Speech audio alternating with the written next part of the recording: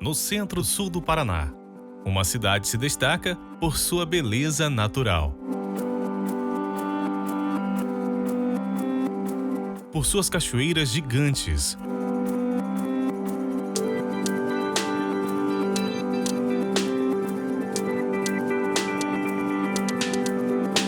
Por sua cultura.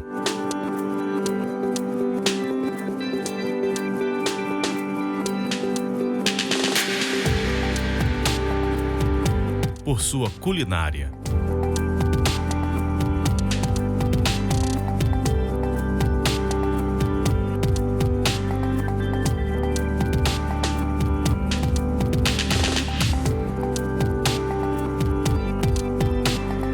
E por sua fé.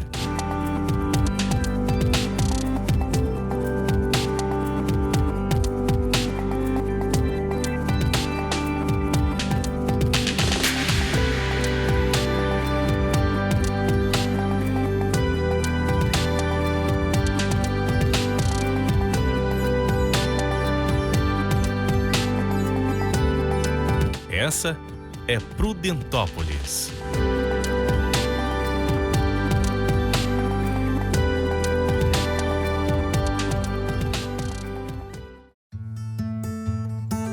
Localizada a 207 quilômetros da capital Curitiba, hoje Prudentópolis tem aproximadamente 51 mil habitantes, com mais de 70% da população sendo formada por descendentes de ucranianos, os quais mantêm suas tradições vivas até hoje.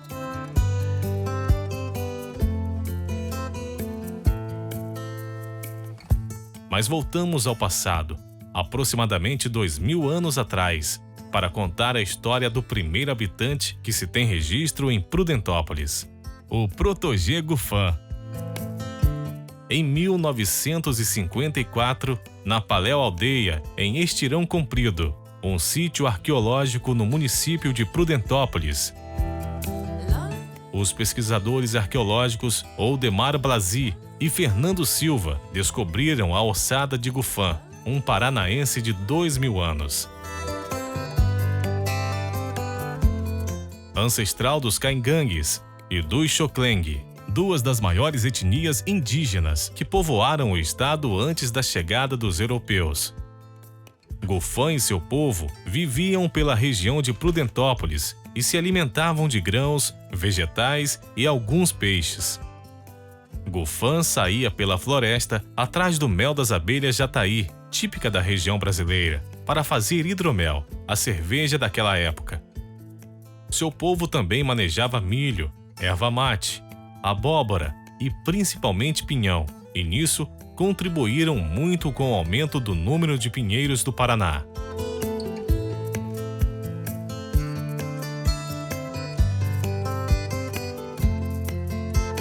Até o século XIX, os índios foram os habitantes de Prudentópolis. Por volta de 1825, indígenas coroados, da tribo Caingangue, habitavam a região. Existem relatos de objetos indígenas coletados em nossas terras, pontas de flechas, vasos de cerâmica e outros objetos foram encontrados em várias comunidades rurais de Prudentópolis.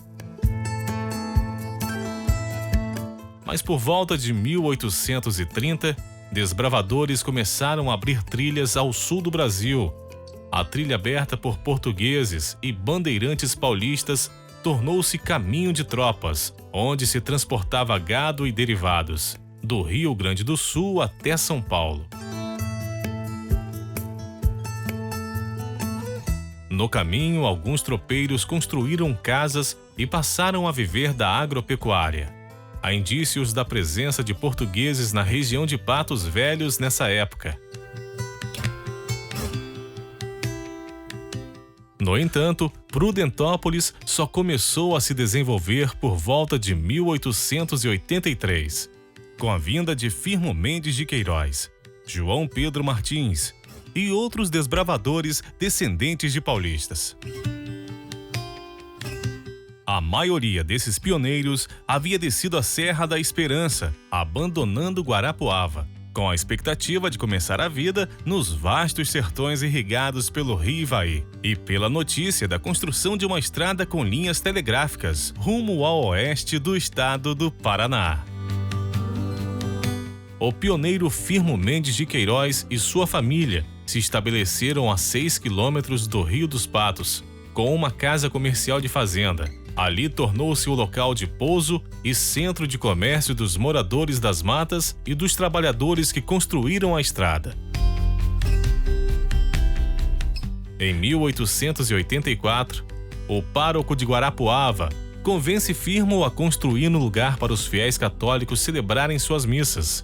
Então, Firmo de Queiroz construiu a primeira capela e a batizou de São João Batista, de quem sua esposa Emília era devota.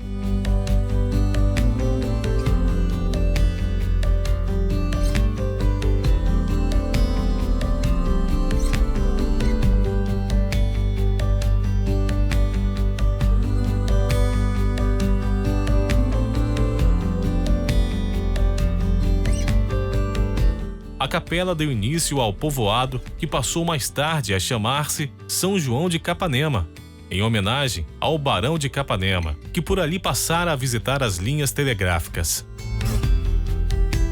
Dentro de pouco tempo, a povoação foi se transformando com a chegada de famílias de diversas procedências. E, enfim, de 1894, o governo federal resolveu colonizar a região. O diretor da colônia, Cândido de Abreu, em homenagem ao então presidente da República, Prudente de Moraes, resolveu denominar Prudentópolis a colônia recém-fundada, nome que fez desaparecer o de São João de Capanema.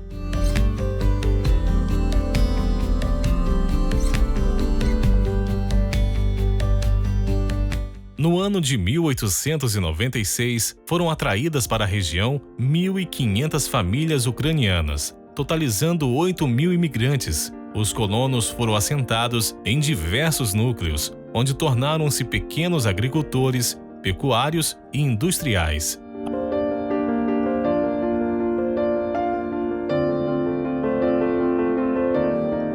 As histórias dos poloneses, ucranianos, alemães e italianos que vieram morar no Brasil têm um ponto comum: o lamentável estado de seus países de origem. Bom, a situação deles lá na Ucrânia com certeza era muito complicada, porque o regime soviético comunista, eles tinham tirado tudo do povo ucraniano.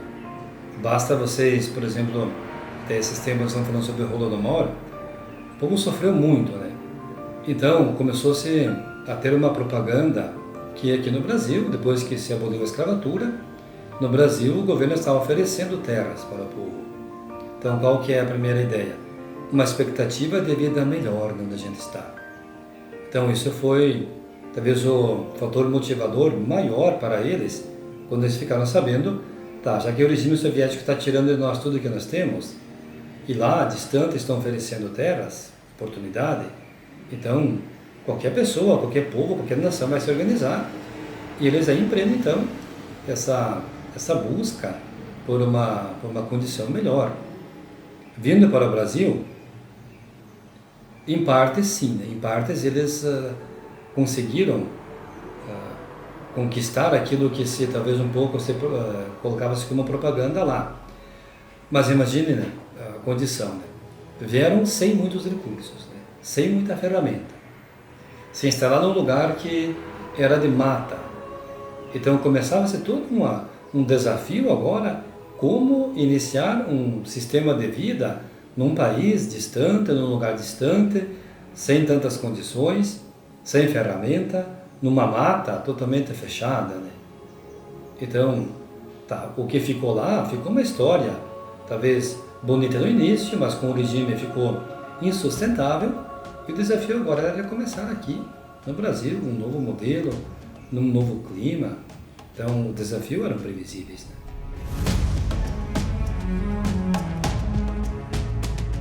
Então, a vinda do povo para cá, talvez dá para se imaginar, não foi tão fácil assim. Foram meses e meses vindo em navios. Então tem relatos de pessoas que saíram de lá com familiares, alguns morreram pelo caminho. tiveram que ser jogados ao mar, né? Pessoas que ficaram doentes também, né? Isso são histórias assim, dramáticas que o povo ainda tem alguns relatos. Tá vindo aqui para o Brasil, a maioria veio para o interior de Prudentópolis, para o interior do Paraná, no caso de Prudentópolis, como um centro maior. Aí foram se instalando aqui, foram se organizando mais ou menos em pequenas vilas, mas as condições eram assim complicadas. O povo tinha o mínimo e aos poucos foram se estabelecendo e aí começam a aflorar as dificuldades. As condições de instalação eram de simples às mais precárias. E quando tem esse tipo de situação, faltou assim para eles uma liderança, faltou para eles alguém que orientasse eles como se instalar, mas principalmente como conviver entre eles, como a questão moral principalmente, né? Então começou a aflorar grandes conflitos entre as pessoas, entre alguns nativos, chegaram ao ponto até de trocar crianças por um saco de farelo, né? Então dá para imaginar, tem toda essa questão de moradias, de instalação, mas tem depois toda a questão da convivência, toda a questão moral que envolve uma comunidade, um povo, né?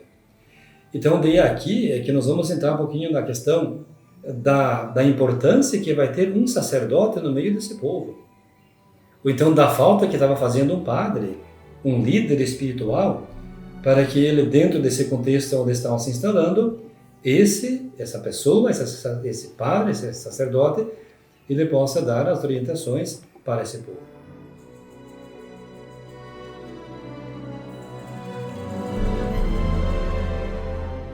Quando o povo se estabeleceu aqui, e, como eu disse, as instalações eram complicadas, mas o que mais pesava era essa questão moral. Então, 2 anos depois, eles viram que não dá para ficar sem padre. Tá, eles vieram de lá com as suas tradições, com a sua fé, mas esqueceram aquele que celebra, né? Aquilo que une eles com Deus, que era um sacerdote, um padre. E a igreja é muito importante para o povo ucraniano. É fundamental na organização deles como nação, como povo. Então, 2 anos depois, um grupo de senhores se reuniram entre eles num trabalho, me parece. Então, daí eles pediram por carta para que sejam enviados padres basilianos para ajudarem o povo que estava já aqui estabelecido em Prudentópolis. E eles conseguem isso, né? No ano de 1897, não só vem a resposta para eles, como vem o padre. Você imagina a alegria, né? Foi bem no dia 21 de junho de 1897, chegou o primeiro padre basiliano no Brasil, o nome dele é Silvestre Quizema. Então ele chegou em Curitiba, pegou as ordens lá e veio para Prudentópolis. Então, pelo que a gente sabe, assim, de alguns relatos, o povo, quando fica sabendo que está vindo um padre, eles ficam muito, muito entusiasmados, né?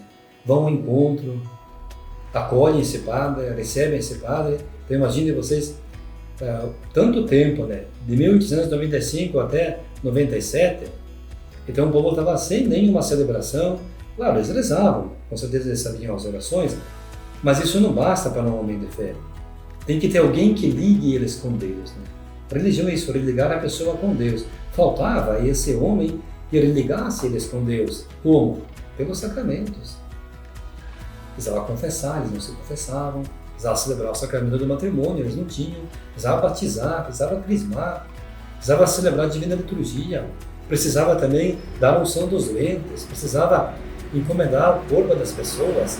Então, veja, sem o padre, não existiam essas coisas. Então, veja, a importância que tinha para eles receber um sacerdote aqui, nas terras tão distantes da Ucrânia. E chega esse padre, Silvestre Quizema. Então, ele vem para Prudentópolis, inicia seu trabalho espiritual. Começa com isso, né? Ver, celebrar, confessar, celebrar os matrimônios. Então, tudo isso é para eles. Começa uma nova história do povo. Dá uma linha de vitória muito grande, né? Entre o povo sem o padre e o povo com o padre. Então, as condições lá da instalação, elas vão mudando um pouco, porque quando o povo cresce espiritualmente, ele muda moralmente a sua visão de vida. E quando acontece essa mudança, crescimento espiritual, e tem um reflexo isso na parte moral das pessoas, né? E também, depois, aos poucos, vai ter um reflexo até mesmo na forma de se organizar. Isso também tem depois uma resposta, um reflexo da parte do trabalho, da parte até mesmo econômica, financeira, porque o povo começa a pensar diferente. E o padre também é aquele que não só instrui eles espiritualmente, mas instrui do ponto de vista moral e até ensina eles como trabalhar, como o que plantar, como cuidar. Tudo isso tem essa grande importância da vinda do sacerdote no meio do povo ucraniano aqui em Petrópolis. Isso foi rápido. Em 98, eles se reuniram já, junto com o padre, e construíram a primeira capela, onde já podiam se reunir, se encontrar, celebrar. Então isso já foi muito bom. Já foi assim uma demonstração de organização da parte do povo. E em tão pouco tempo, com a vida do primeiro padre, já teve a primeira capela. Então vejam vocês a importância que tinha um padre. Então organizou eles, e o povo organizado prospera melhor, né? O povo organizado tem que ter um líder. Ele já tinha a primeira capela. Passaram-se 5 anos, eles construíram a primeira igreja maior, a primeira igreja assim grande. Então isso já foi para eles uma mudança muito grande, ter a sua igreja, ter o seu lugar lá de encontro com Deus. Depois chegaram outros sacerdotes e a missão ela foi continuada, foi prosperando, e com o tempo já começaram, em 1900 ali nos anos 1920, em diante, 22, 23, começaram a construção da atual paróquia São Josafá, grandiosa, assim como hoje quase todo mundo conhece a construção. Tudo isso foi graças à vinda do primeiro padre, que organizou o povo de uma capela, foi para uma igreja maior, e hoje nós temos esse monumento assim tão grande e importante, hoje tombado como patrimônio histórico-cultural do Paraná.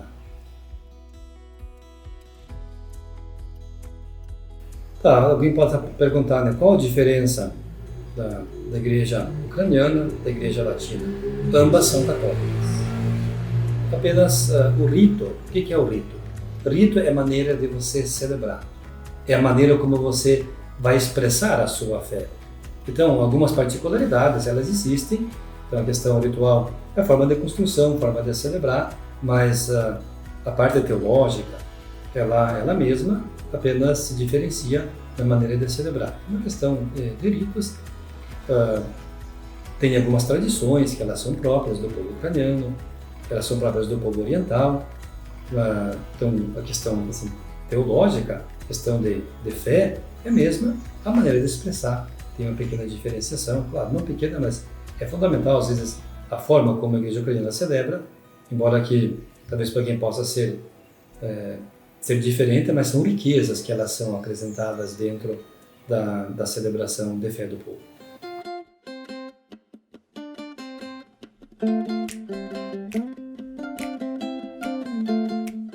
Importante falar sobre isso porque uma tradição ela se preserva dentro de um povo organizado.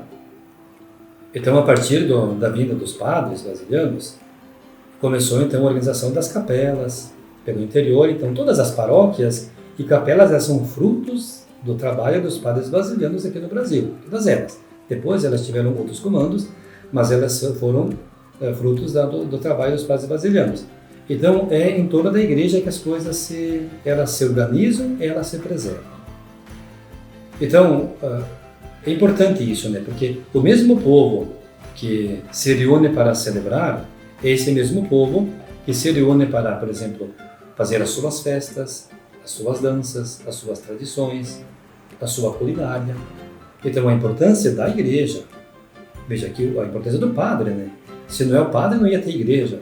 E tendo o padre, organizou o povo, tendo a igreja, as pessoas preservaram a sua língua, preservaram a sua fé, principalmente, né? Preservaram os seus costumes, as suas tradições. Depois você tem um padre, tem casamento. No casamento tem todas as suas tradições, tem todas as suas a sua forma de você celebrar, de você fazer as festas. Tem as raiucas. Então as raiucas elas são no tempo de Páscoa. Então se não tem um padre, não tem a celebração da ressurreição. Então veja a importância que tem um sacerdote no meio de um povo. E um povo que se organiza perto da igreja, e um povo que preserva as suas tradições próximas ali. Então esse mesmo povo que celebra, esse mesmo povo que dança, que canta, que faz as suas festas, que faz as suas celebrações. Sim, aí que está a importância de um líder, de um sacerdote no meio do povo, E esse povo ucraniano teve aqui em Prudentópolis, nós brasileiros, como os guias assim, principais da fé deles. E uma das tradições preservadas na cidade é a rica culinária ucraniana, na qual usa-se muitos produtos como carne de porco, vegetais, cereais e frutas. Muitas famílias em Prudentópolis preparam receitas ucranianas milenares, que são passadas de geração em geração. Aqui em Prudentópolis, né, nós temos uma cultura, uma tradição muito rica, muito farta, descendentes de ucranianos, né, e principalmente na parte da culinária, né, dona Eugênia? É verdade, é muito bom fazer perorê, holopti, borscht, né? Kuchá. Kuchá é maravilhoso, né? É uma tradição muito linda. Eu aprendi com a minha mãe, com a minha baba, e assim eu estou passando agora para minhas filhas e para minhas netas. Ah, e é muito bom, né? E são todos alimentos, né, que vai trazendo essa lembrança dos antepassados, Isso. né? Vai mantendo essa tradição dentro da família, né, Baba? Como a senhora falou, vai indo de geração em geração, né? De filho para neta. E o pessoal mais novo quer ajudar também, né? Gosta, quer saber como é que faz, como é que não faz, qual que é a receita secreta do kuchá. Também é muito bom, né?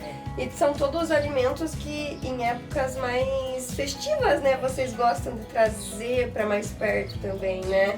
Que nem na Páscoa, no Natal, né? No Ano Novo, é muito lindo. É muito linda essa tradição de ucranianos. É muito linda. E a senhora gosta de fazer esses alimentos quando a família tá perto? Amo, adoro fazer essas comidas. É muito gostoso. Muito prazeroso. E é legal que é uma preparação do zero, né, Baba? Você faz a massa, né? E é massas que são receitas que você trouxe lá dos seus antepassados, né? Da mãe, da avó. E são coisas, né, que eles aproveitavam lá antigamente, né? E que, graças a Deus, graças a essa tradição, né, de passar de mãe para filho, hoje os descendentes de ucranianos aqui do município de Prudentópolis podem estar aproveitando, né, e continuando com essa culinária que é tão rica e tão gostosa, né, Baba?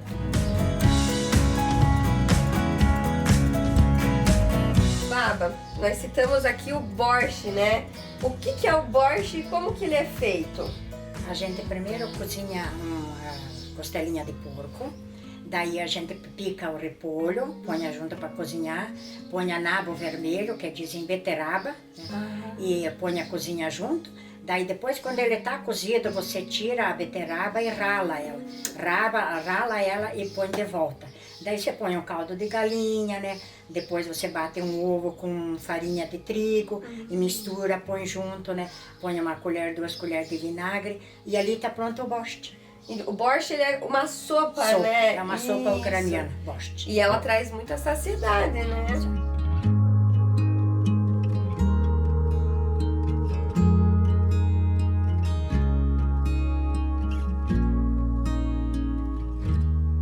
E aí também tem o perorê, né, Baba? O perorê, ele é um pouquinho diferente, né? Ele é um pastel cozido, né? Que também se pode pôr um molho da sua preferência. E como que você faz esse perorê, Baba? Eu primeiro cozinho a batatinha, daí amasso a batatinha, daí se tiver ricota, eu ponho ricota. Se não tiver ricota, eu posso pôr requeijão, daí eu amasso e deixo do lado. Daí eu vou fazer a massa. Daí a massa, eu quebro um ovo, uma gema, ponho 6 colheres de azeite e daí eu amasso. Amasso cilindro e daí começo a fazer as bolachinhas para fazer o pastel. É muito simples, muito simples. Hoje em dia tá um pouco melhor, né, Baba? Tem o cilindro porque faz elétrico, um cilindro, né? E antigamente a gente fazia no pau de macarrão, que nem os ucranianos. Você me contou um jeitinho diferente ali, né? Outros faziam bolinha e estendia com pau de macarrão.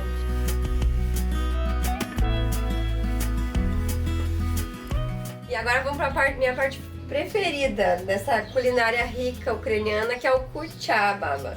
Eu sei que o kuchá, ele é feito à base de trigo cozido, né? E daí vão incrementando as coisas, né? Como as frutas cristalizadas, também tem mel para adoçar. Eu sei que a senhora põe coco, que fica delicioso, né? E assim, dentro dessa cultura, como que era antigamente lá, que a senhora estava contando, né? Que o seu pai fazia um processo diferente, né? Como que vocês serviam, em que época que era servido esse cutiá? A primeira quando se sentava na mesa com a família, o pai pegava uma colher de cutiá e dava para cada pessoa, tinha que fazer o nome do pai, né? Que era para ter fartura, prosperidade, que eles dizem para os ucranianos. É uma tradição muito linda e é o pai que fazia. O pai que fazia em volta, né, para todos os filhos, daí que sentavam comer as outras comidas. E quando que vocês faziam mais essas reuniões? Era assim, mais vocês no Natal. comiam No mais Natal. o cutiá? No Natal. No Natal? No Natal. Que Natal delícia. é sempre na Chatei-Vete, que diziam os ucranianos, dizem brasileiro Santa Ceia. Em ucraniano é Chatei-Vete. Chatei-Vete, né? Em brasileiro é Santa Ceia. Santa Ceia. É muito linda, é muito linda. É uma coisa que é uma tradição muito linda, muito linda. Muito linda, muito saborosa, Muito né? saborosa, muito e gostoso. aproxima essa Aproxima a questão família. cultural, né? Dos descendentes, de quem está chegando agora também, né? Para entender um pouco mais e valorizar essa cultura. Essa cultura muito linda que veio, né? Dos ucranianos lá da Europa, né? E continua mantendo essa ligação lá com a Aqui em pátria, Prudentópolis. né? Que é a Ucrânia, que vem trazendo esse valor e agregando mais tradição, mais cultura ainda, né? Para Prudentópolis, né? E é muito bonito ver que tem pessoas como a senhora que continuam e mantêm essa tradição. E pais ali que cozinham com o cutiá. Uma delícia. Obrigada. Eu que agradeço. Eu fico muito feliz, né? Eu agradeço muito. Vamos conhecer agora por que Prudentópolis é conhecida como a terra das cachoeiras gigantes, por seus lindos e grandiosos saltos e cachoeiras espalhadas pelo município. Days there's no one else who loves me like you used to. Some days I'm not myself. There's no one I can turn to. And I know all the feelings that we shared are in the past. And I know your relationships are never meant to last. It might take some time, but I'll be alright. I'm moving on. I know times are tough, but I've had enough. I'm moving on.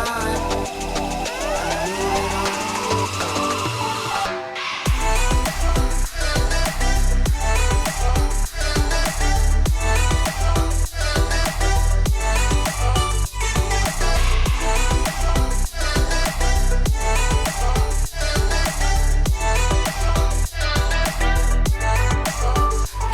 know all the feelings that we shared are in the past. And I know your relationships are never meant to last. It might take some time, but I'll be alright. I'm moving on. I know times are tough, but I've had enough. I'm moving on.